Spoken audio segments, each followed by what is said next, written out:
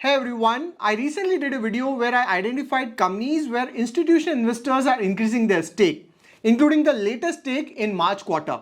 And one such company where both FIs and DIIs are consistently increasing stake is IEX. FIs have increased their stake from 10.89 to 16% and DIIs have increased their stake from 21% to 34%.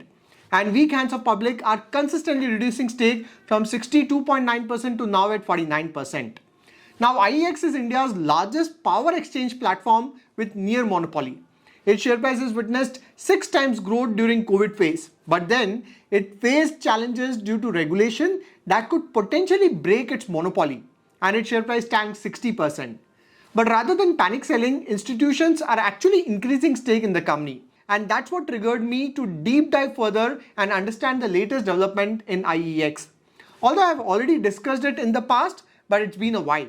So in this video, we'll break down IEX business model, reason behind volatility in share price in the past. This would give you a lot of clarity.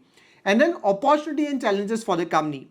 Finally, we'll cover the most important part, that is IEX still a bright long-term opportunity or has the risk reward changed? Alright, let's get started.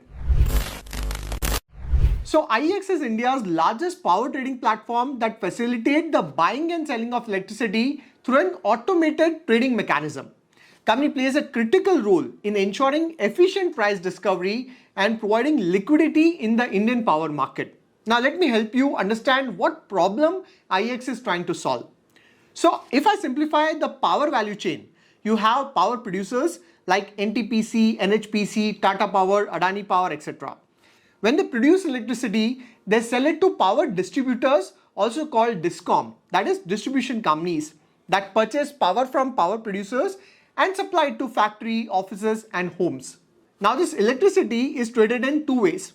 First is long-term power purchase agreement, which is a fixed contract of 10 to 25 years between power producer, which is the seller, and a DISCOM at a pre-agreed tariff. For example, NTPC signs a 20-year purchase power agreement with state DISCOM at 4 rupee per unit. Today, 85 to 90% of India's power trade happens via long-term purchase power agreement. This long-term agreement ensures a stable price for buyers and guarantee long-term revenue for power producer. However, the negative aspect is that DISCOMs are forced to buy even if they don't need the full power.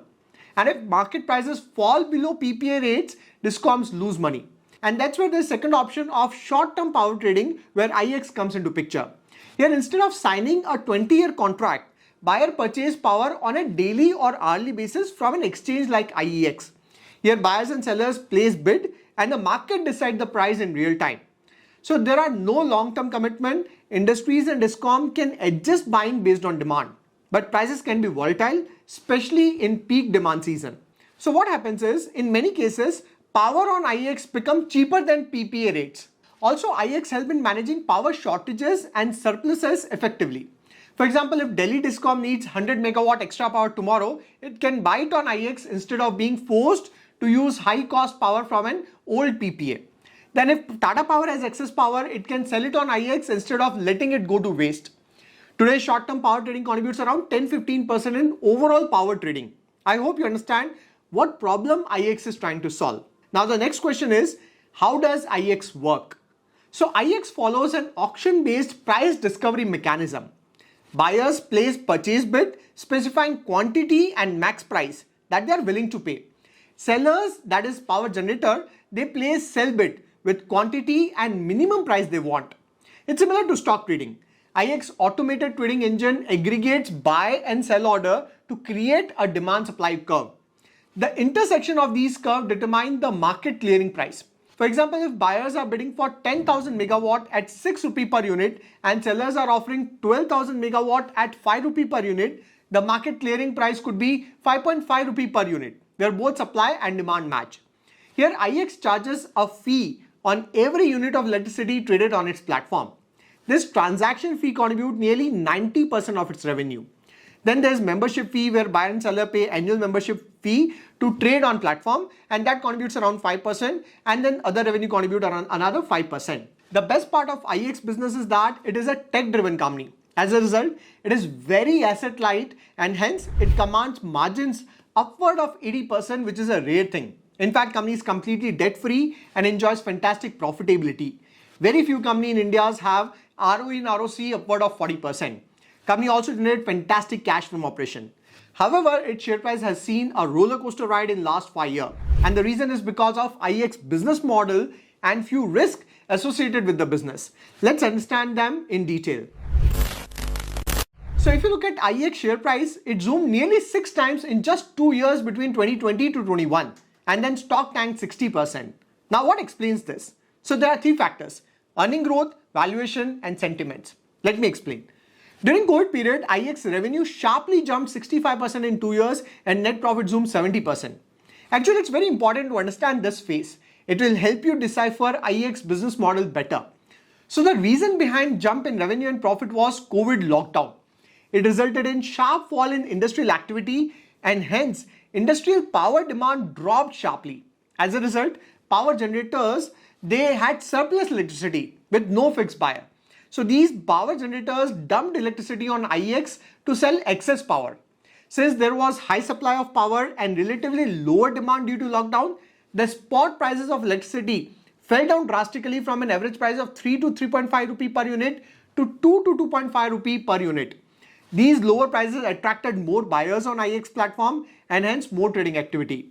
And that was the reason behind the sharp jump in IEX revenue and profits. During that time, market was in euphoric state and IEX enjoyed monopoly in this space.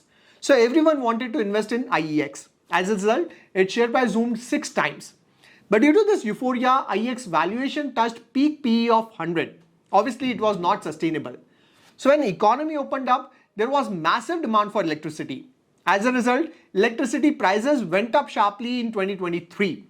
It was also the phase of Russia-Ukraine war and there were coal supply shortage. In short, the spot market prices on IEX platform jumped significantly. These prices discouraged buyers and they prefer fixed long-term PPA when spot prices are volatile and expensive. So many large buyers moved away from exchanges temporarily.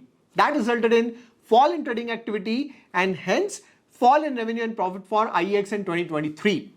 Now since valuations were crazy high, it resulted in profit booking and IEX share price fell down drastically. Please note that this volatility in power trading is a key risk in IEX business. IEX current model is heavily dependent on short-term or spot electricity trading. So any volatility in supply and demand can impact trading volume of IEX and eventually impact the revenue and profit. In short, you can't expect consistent growth in revenue and net profit for IEX on quarter basis. It would remain volatile based on supply and demand. Having said this, the long-term structural growth remains intact.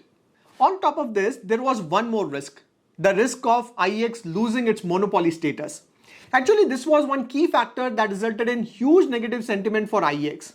So basically what happened is, in FY23, CERC proposed market coupling regulation where all electricity price discovery will be done centrally by an independent operator. And this was actually one big moat of IEX because IEX enjoyed high transaction and hence high liquidity that resulted in efficient price discovery. That again attracts more buyers and more buyer means more seller and more seller means more buyer. As a result, IEX could charge premium on each transaction because of efficient price discovery. But if there's no incentive of price discovery, buyers and sellers can go to any platform and buy electricity. Actually, one of the biggest reasons behind IEX commanding a premium valuation was due to this monopoly, and if this monopoly breaks, market won't pay a premium valuation to IEX. So fall in revenue and net profit during 2023 period coupled with risk of IEX losing its monopoly status and launch of new competitor platform resulted in negative sentiments and hence IEX share price tanked 60%. During this phase, its P ratio fell to lows of 34. Now in the long run, this market coupling can be good for electricity trading industry as it would create a fair competition and attract new participants. Eventually, it would drive higher trading volume across whole industry. So IEX can also benefit in terms of volume. But then IEX would lose its liquidity moat and it might have to reduce the transaction charges as compared to the competitors. And that could impact company's margin and net profit. And the market won't pay a premium valuation to IEX. Having said this, please note that CERC has not yet implemented market coupling. It's been nearly 2 years. but the hangover of this risk would always exist. In spite of all these factors, DIIs are consistently increasing stake in IEX. What could be the reason for that? So one factor I could understand is power trading is still in nascent stages in India, with only 5-6% of electricity traded via platforms like IEX. As compared to that, US has 65 to 70% power trading via power exchange. In Europe, this data is 80 to 85%. Australia is 100%. That is completely power exchange based. China power trading is 20% and growing fast. Going forward, there is going to be massive need for electricity due to industrialization, electrification of rural area, EV adoption, data centers, AI related infra build up, and that's where demand for reliable power trading platforms will increase. And long-term purchase power agreements that currently contribute 85-90% of power trading is not a sustainable solution, especially for discoms. Even government is pushing towards more market-linked price discovery. Another important driver in long run is rapid growth of renewable energy. India has a target of 500 gigawatt renewable energy capacity by 2030. But solar and wind do not produce power consistently. This leads to surplus and deficit cycle. And that's where online platforms like IEX are well positioned to benefit from increasing demand for short-term power trading. Then third important driver is export potential in cross-border power trade. SAARC regions like Nepal, Bhutan, Bangladesh depends on Indian power. India is becoming a power exporter and exchanges will be a key channel. Again, a massive potential for players like IEX. Then fourth factor is CERC plan to implement MBED, that is market-based economic dispatch. Again, a very important concept to understand. So power plant sells electricity mostly through long-term contracts to a specific discom. Even if cheaper electricity is available elsewhere, discoms must buy from these contracted plants. As a result, overall system efficiency is low and cost to consumer is higher. Under MBED, all electricity generated, except for some exception, it will go into a central national pool. Discoms and buyers will buy electricity from this pool at a common market clearing price based on merit, where obviously the lowest cost will get the merit. In simple terms, instead of fixed marriage between generator and discom, it becomes an open bazaar where cheapest best quality power is picked every 15 minutes. So if MBED becomes reality, short-term trading will rise sharply and benefit exchanges like IEX. Now let us summarize the pros and cons for IEX to get a clear idea of whether it is a good investment opportunity or not. So if you look at the positive, first positive is structural growth in power sector. Electricity demand in India is expected to double by 2040. Second driver is massive headroom for penetration. Only 5-6% of power is exchange traded today versus 60 to 90% in developed market. Then third driver is high profitability. IEX has asset light, high operating leverage model with operating margins in the range of 70 to 80%. Fourth factor is green energy tailwind. Renewable energy volatility requires fast, flexible trading and that would boost demand for IEX product. Fifth factor is cross-border expansion. Power trading with Nepal, Bhutan, Bangladesh already started and there is more regional expansion opportunity. And sixth factor is potential implementation of MBED. If MBED becomes reality, discoms can buy cheapest and best quality power in real time without going for PPA agreement. It would sharply increase short-term trading and benefit exchanges like IEX. Now if you look at the negative, first big risk is market coupling risk. CERC plans to implement market coupling and that could erode IEX monopoly advantage and could result in lower margin for the company. Second factor is rising competition. There are already new players like HPX, PXIL that are becoming more aggressive. Then third factor is cyclical risk. If power prices are abnormally high, it would discourage power trading on platforms like IEX and impact their revenue and net profit. I hope this gives you a clear picture on IEX. On one side, there are risks related to market coupling that could end IEX monopoly, short-term volatility, rising competition. On another side, there are massive growth potential in online power trading in India as well as nearby country. Plus, CERC also want to increase adoption of short-term trading via measures like MBED. If implemented, it would increase the pie size for power trading platform like IEX. So at the end of the day, you need to decide what is the fair valuation you should pay to IEX.